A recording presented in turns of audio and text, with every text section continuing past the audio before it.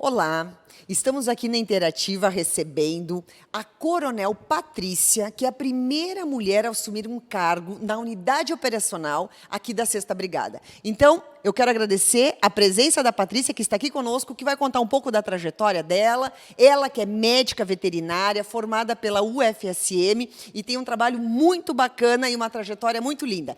Muito obrigada, Patrícia. Seja bem-vinda. Eu que agradeço a oportunidade, Silvana. Estou muito feliz de estar aqui, representando o nosso Exército Brasileiro e, principalmente, as mulheres que compõem esse Exército. Então, são 26 anos de carreira, né? Começaste, então, aqui na unidade de Santa Maria mesmo, ou foi já para as outras cidades? Não, eu prestei o concurso aqui, inclusive onde eu trabalho, ali na 6ª Brigada. Cursei a Escola de Formação de Oficiais em Salvador. E depois, quando terminou a escola, eu queria ter voltado aqui para o Rio Grande do Sul. A gente tem essa coisa de querer voltar para casa, mas não abriu vaga aqui. E eu fui trabalhar no 5º Batalhão de Suprimento, em Curitiba, no Paraná. Foi minha primeira unidade. E lá, como eu não tinha... Eu fiz o concurso sem ter nenhuma especialização, eu tinha recém me formado. Aí eu decidi que eu faria a especialização na área onde eu fosse designada para trabalhar. E aí foi no 5º BSUP, na parte de inspeção de alimentos.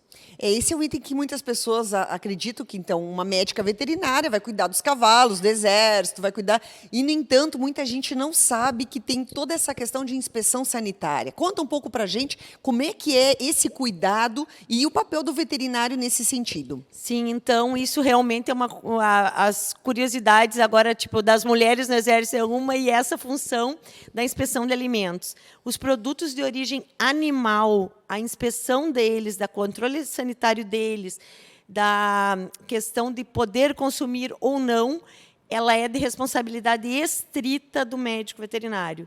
Nós somos os habilitados em dizer se aqueles produtos são próprios ou impróprios para o consumo.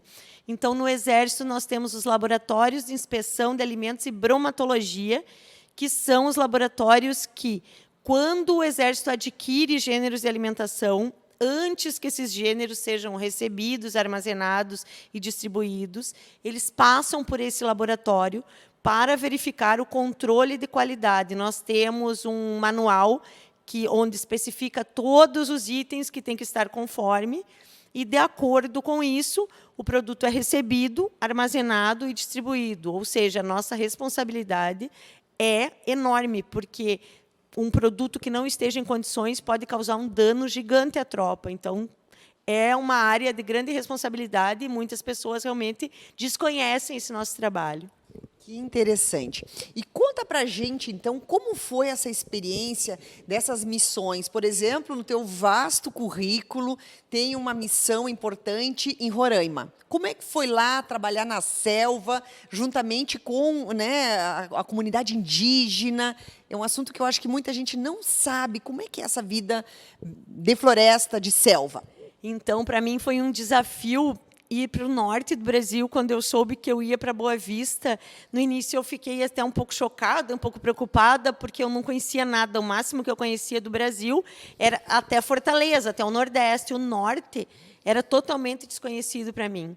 Mas, para minha surpresa, cheguei lá, além de ser muito bem recebida no quartel, onde eu fui servir, foi a questão da diversidade de atividades que a gente desenvolveu lá.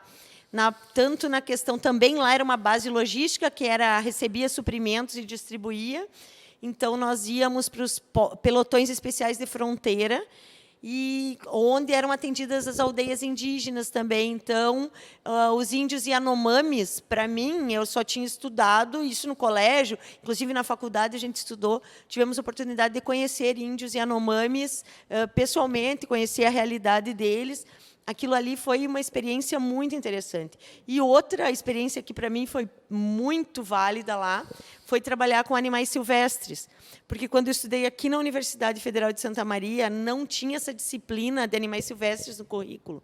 E, chegando lá, uma das unidades era parceira do IBAMA e tinha um criatório conservacionista, e eu precisei ficar um tempo substituindo o veterinário. E fiquei muito preocupada como que eu ia agir nisso. Tratar de onça não é a mesma coisa que tratar de um gato, mas tinha uma menina que tinha sido veterinária no zoo lá e ela me ajudou muito. Assim, eu tive um apoio enorme e foi mais uma área que eu consegui, mais uma experiência que agregou na minha vida. Que experiência rica. E conta também desses outros cursos, né? Essa missão que aconteceu no Haiti. Conta pra gente, porque também quantas pessoas, né? Teve uma grande equipe que foi de Santa Maria, não é?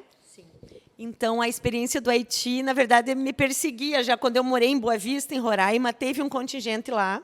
Eu fui convidada a participar da missão lá por Roraima. Só que, como a minha família é toda daqui e eu tenho muitos animais, para mim ficava complicado ficar 6 meses fora de Boa Vista e deixar minha casa. A logística, para mim, ficou muito difícil lá. E eu confesso que fiquei um pouco frustrada na época, porque eu queria ter ido. Mas voltei transferida aqui para Santa Maria em 2013, e quando foi em 2014, surgiu um contingente daqui do Sul. E, coincidentemente, a cidade escolhida como local de preparação foi Santa Maria, e eu me voluntariei como veterinária. E, na época, a vaga era de tenente, aí o general que comandava aqui ficou meio assim, não, mas a vaga é de tenente, como é que vai uma major? Mas aí eu fiquei lá, ficou meu nome na lista, não apareceu nenhum tenente voluntário e eu consegui ir. Então, nos preparamos 6 meses aqui, 6 meses lá. A chegada lá foi um pouco até chocante, a gente se preparou aqui muito, mas quando a gente se depara com aquela realidade da pobreza, da questão de não ter saneamento básico, não ter água tratada, não ter luz elétrica, a gente vê assim que a debilidade, a necessidade deles era enorme. E aquilo me deixou um pouco chocada, mas, ao mesmo tempo, me deixou com mais vontade de fazer todas as ações que foram necessárias. Fizemos várias ações cívico-sociais, que a gente chama, para ajudar aquela comunidade. E quanto tempo vocês ficaram no Haiti? Ficamos 6 meses, bem completinhos, nas minhas alterações lá, de 6 meses e 2 dias. E chegaste a atuar com os animais lá também ou não? Lá no Haiti, só até uma parte meio, digamos, polêmica. Tinha os cães lá na base e o pessoal ficava com medo que os cães iam se reproduzir e tal. Aí nós até levamos anestésico daqui, castramos uns cachorros, conseguimos doar alguns. Então, foi essa parte com animais, digamos, de estimação. Mas o que eu trabalhava lá, efetivamente, eu era gestora ambiental. Então, toda a parte de controle de vetores, né, os insetos e roedores, essa parte toda era comigo. E era também uma questão de responsabilidade que a gente precisava prevenir que a tropa tivesse qualquer doença, como malária, própria dengue, que era uma doença bem incidente lá. Então, essa era a atividade principal, era o controle de vetores e roedores, controle da potabilidade da água, porque, como eu falei lá, não existe água tratada, então a gente tinha uma estação de tratamento de água na base, e a questão do gerenciamento dos resíduos sólidos, né, do lixo, separação de lixo orgânico, lixo seco. Sim. Então, era uma área também um pouco diferente do que a gente trabalha aqui, mas foi um trabalho muito gratificante. Que bacana. E no teu currículo também consta que ficaste um tempo em Estocolmo. Como é que foi essa experiência? Essa experiência foi fruto da minha habilitação em idiomas. O Exército ele nos incentiva muito essa questão de ser habilitado em algum idioma estrangeiro.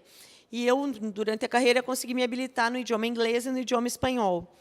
Como o Brasil é parceiro da ONU nessas missões de paz, a Organização das Nações Unidas ela lançou uma normativa que é a 1325, que ela incentiva a participação feminina em missões de paz. Então, com isso, o Brasil, quando saiu essa normativa, o Brasil começou a se mexer para ter mulheres habilitadas para as missões. E aí, o que o Exército fez? Levantou as mulheres militares que tinham habilitação em idiomas. Dentre essas, chamou para verificar se eram voluntários para fazer um estágio, que é lá no Rio de Janeiro, no Centro de Coordenação de Operações de Paz no Brasil, que é o Secopab, que é um estágio preparatório para missões de paz.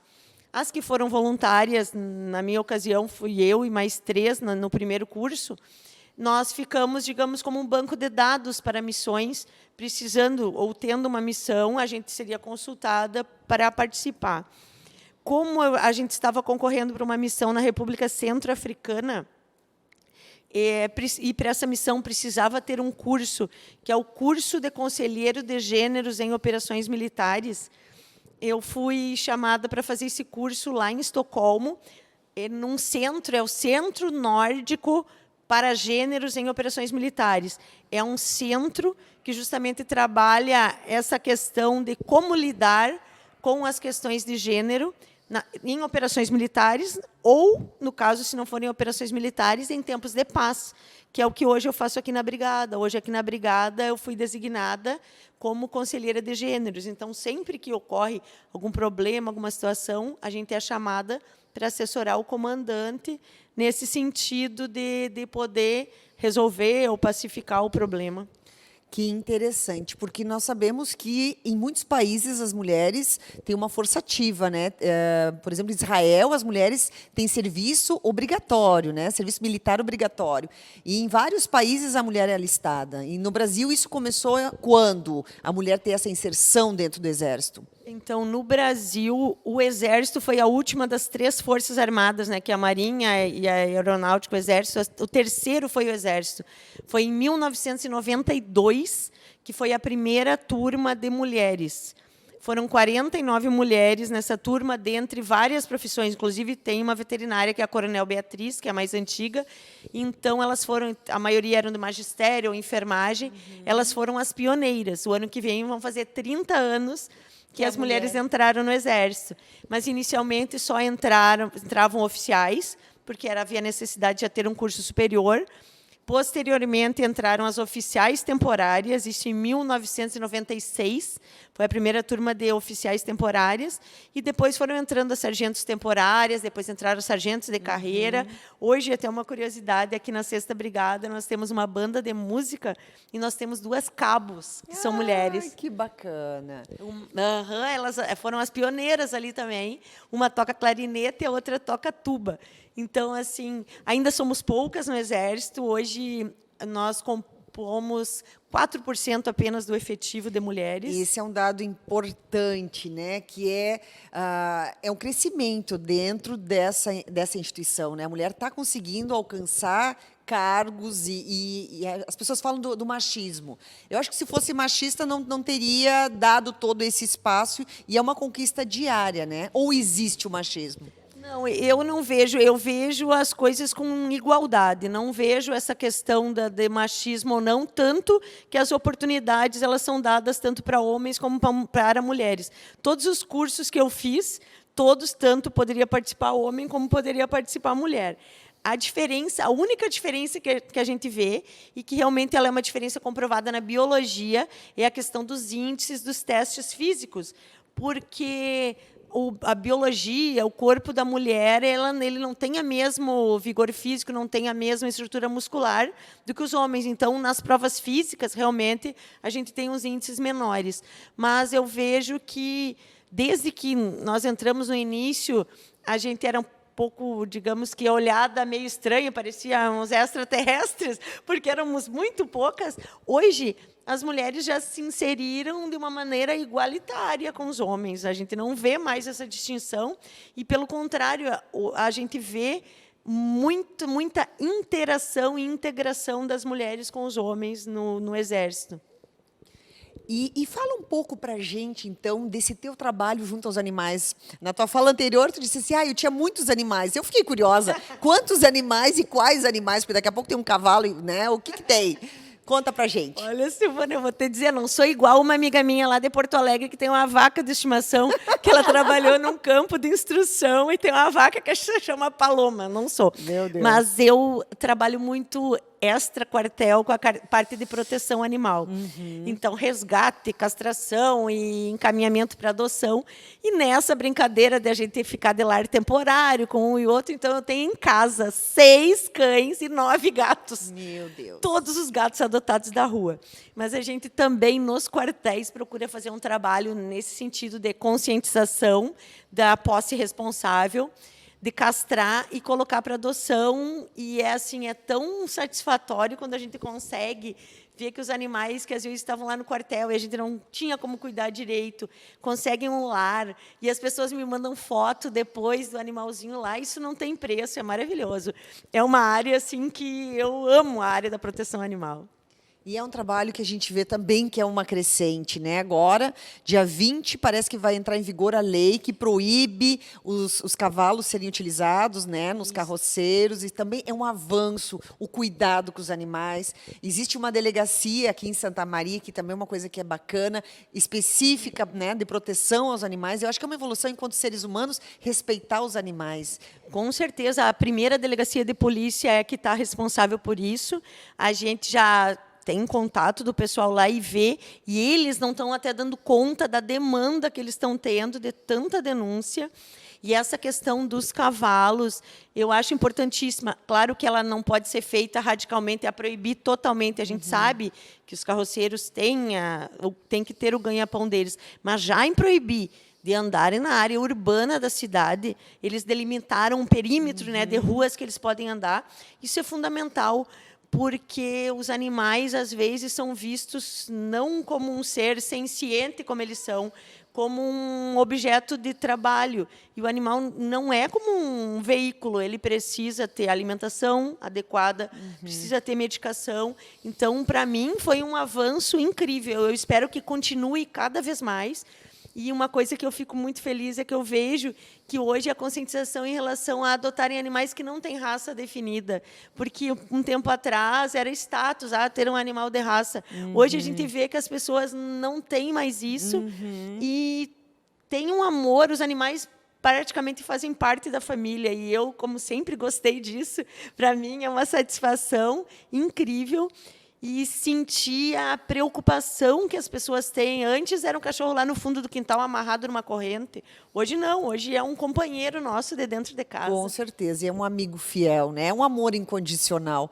E eu fico feliz e orgulhosa por Santa Maria também ser pioneira em muitas coisas. Nós temos o Hospital Veterinário, que também tem uma CTI, né, veterinária, e grandes profissionais, doutores em diversas especialidades. Então, é um orgulho para Santa Maria ter um hospital veterinário do gabarito que nós temos, e todo esse trabalho da sociedade como um todo, porque tem várias ONGs em Santa Maria atuantes, e tem muita coisa por se fazer, né, Coronel? Tem muita coisa por se fazer, mas eu creio que assim o que a gente já conseguiu até agora está fantástico. E, realmente, para mim, é um orgulho ter me formado aqui na Universidade Federal e ver que só cresceu aquilo ali. Eu estive visitando o hospital não faz muito tempo, eu tenho colegas da faculdade que são professores lá.